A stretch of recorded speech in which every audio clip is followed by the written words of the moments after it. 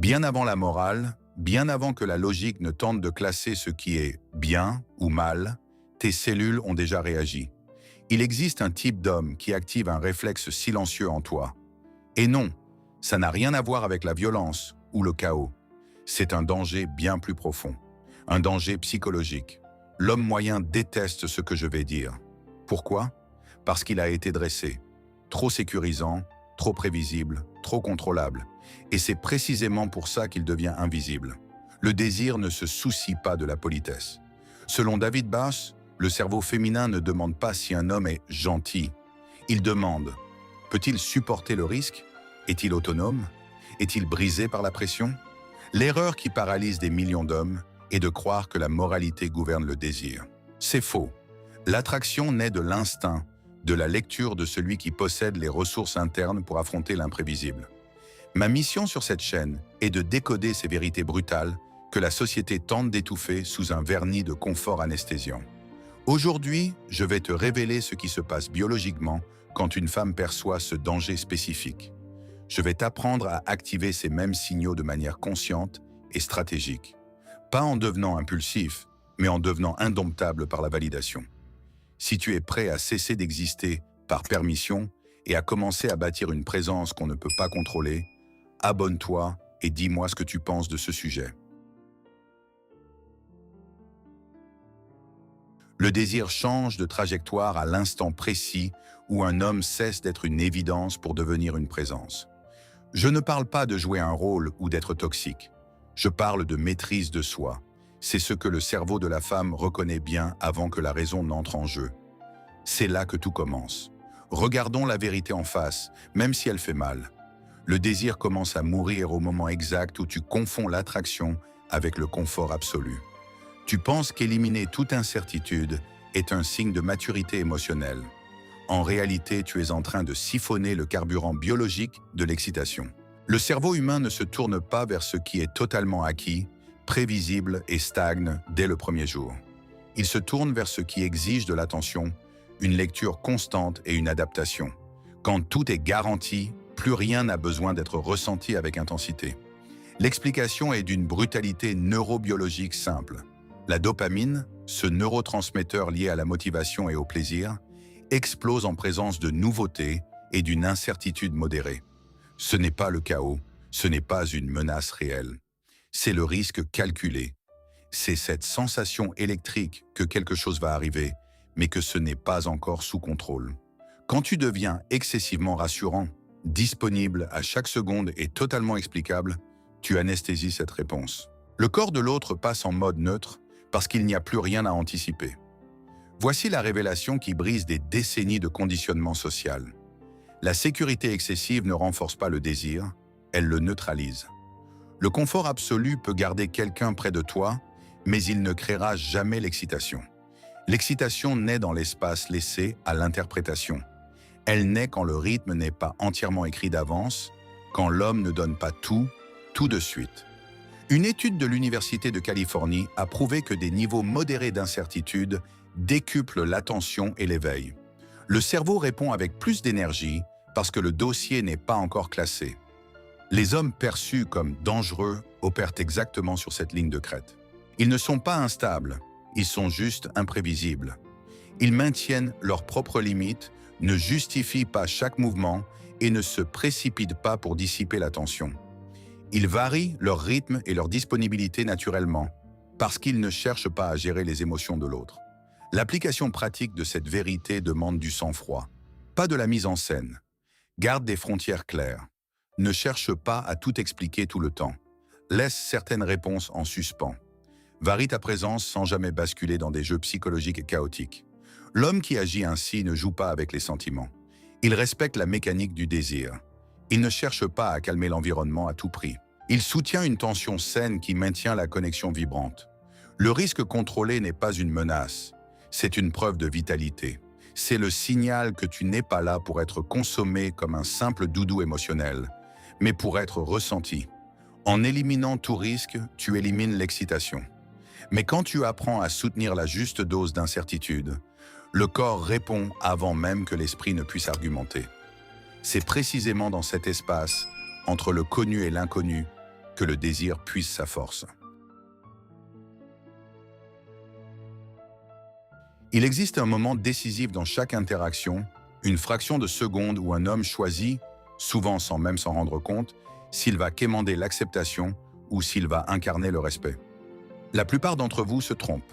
Vous essayez d'être accepté avant d'être respecté.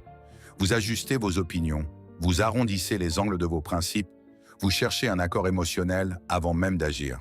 Ce mouvement, vous pensez qu'il est gentil. En réalité, il hurle la dépendance. Et la dépendance est le poison qui dissout l'excitation. L'homme qu'on qualifie de dangereux ne joue pas à ce jeu. Il ne cherche pas l'approbation parce qu'il n'a pas besoin que son environnement valide son existence pour se sentir réel. La base psychologique ici est limpide. L'autonomie active instantanément la perception de valeur et de leadership.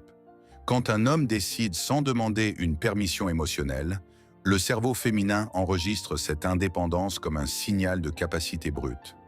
La capacité de maintenir ses choix sous pression, de faire face aux conséquences, de diriger sans s'effondrer sous le regard de l'autre. Ce n'est pas de l'arrogance, c'est un axe interne. Le désir répond à cet axe parce qu'il réduit le sentiment de fragilité relationnelle et augmente la lecture du statut. On touche ici au mythe le plus persistant. Ce qui excite, ce n'est pas l'arrogance, c'est l'indépendance émotionnelle. L'arrogance a besoin d'être vue, l'indépendance non. L'arrogance exige une réaction. L'indépendance ne s'explique même pas. L'homme qui ne cherche pas l'approbation ne confronte pas son environnement. Il refuse simplement de négocier sa posture pour s'y intégrer. Cette fermeté silencieuse crée une tension psychologique positive. Des études publiées dans le Journal of Personality and Social Psychology en 2017 ont démontré que l'autonomie masculine augmente le désir précisément parce qu'elle signale un leadership stable. Le cerveau associe l'autonomie à la capacité de trancher dans l'incertitude. Quand tu assumes tes choix, même face à la pression sociale, tu communiques que tu n'es pas à vendre. Et ce qui n'est pas à vendre devient immédiatement plus désirable. En pratique, cela demande un courage émotionnel que peu possèdent. Décider sans solliciter de validation. Assumer ses choix, même en présence d'un désaccord. Ne pas se justifier à outrance pour soulager l'inconfort des autres. Ne pas attendre d'applaudissements pour chaque pas effectué. L'homme qui incarne cela n'a pas besoin de lever la voix ou d'imposer sa présence. Il reste simplement aligné. C'est là que le profil dangereux se révèle être, en réalité, le plus sain.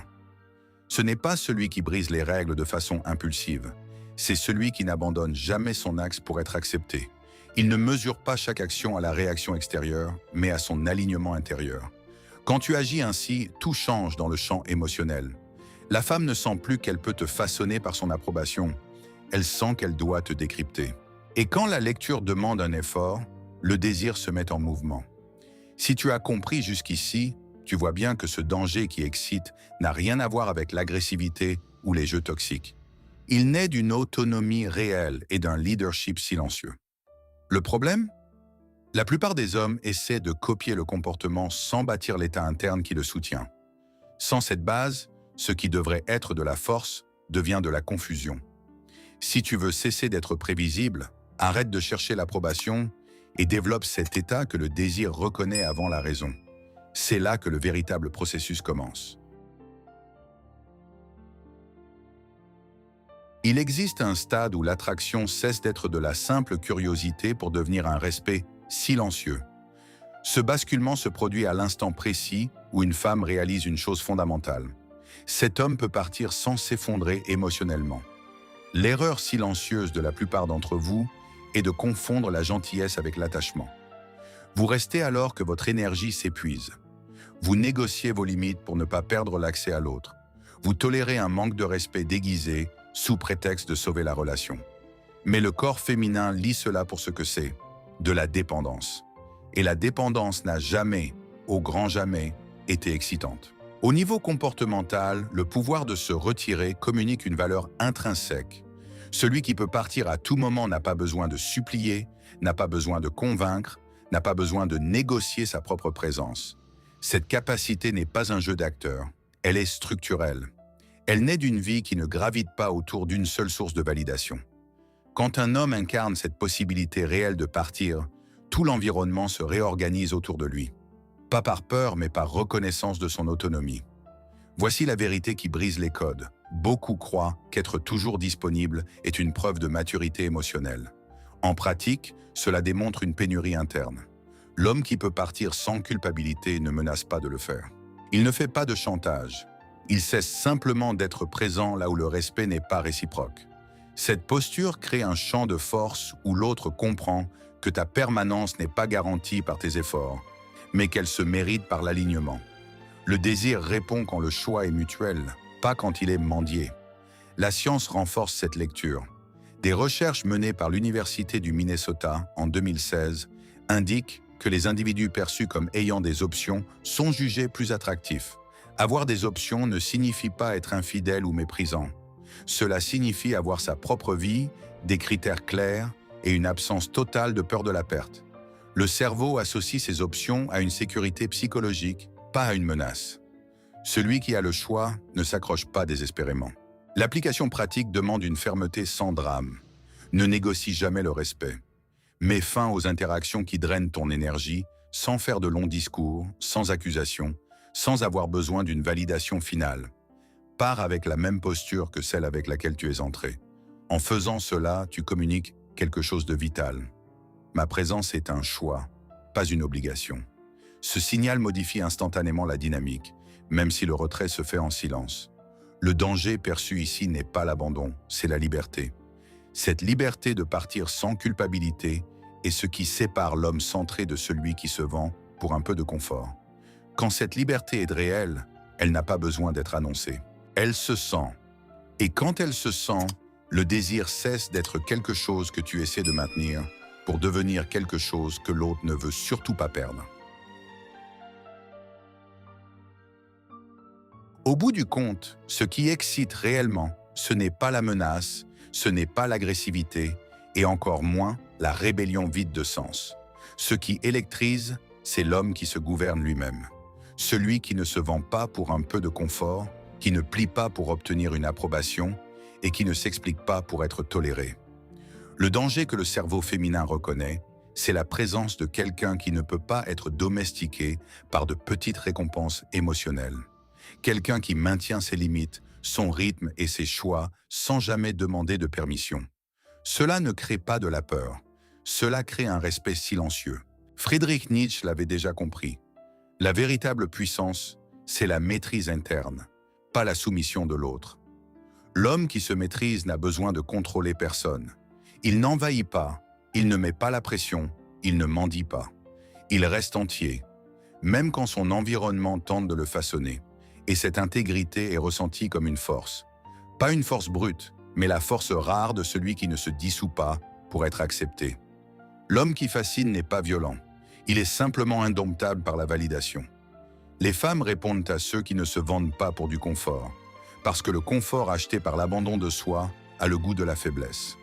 Quand tu soutiens des frontières claires, un risque calculé et une autonomie réelle, le désir change de direction. On ne t'évalue plus comme une option sécurisante. On te ressent comme une présence significative. Non pas parce que tu as fait quelque chose de spectaculaire, mais parce que tu as arrêté de faire les concessions qui te vidaient de ta substance. Rien de tout cela n'est un jeu.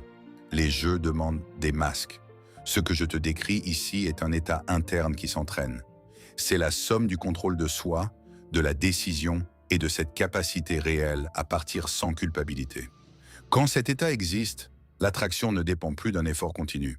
Elle répond. Et elle répond en silence, parce que le corps comprend, bien avant la raison, qu'il y a quelqu'un en face de lui qui ne se perd pas pour appartenir.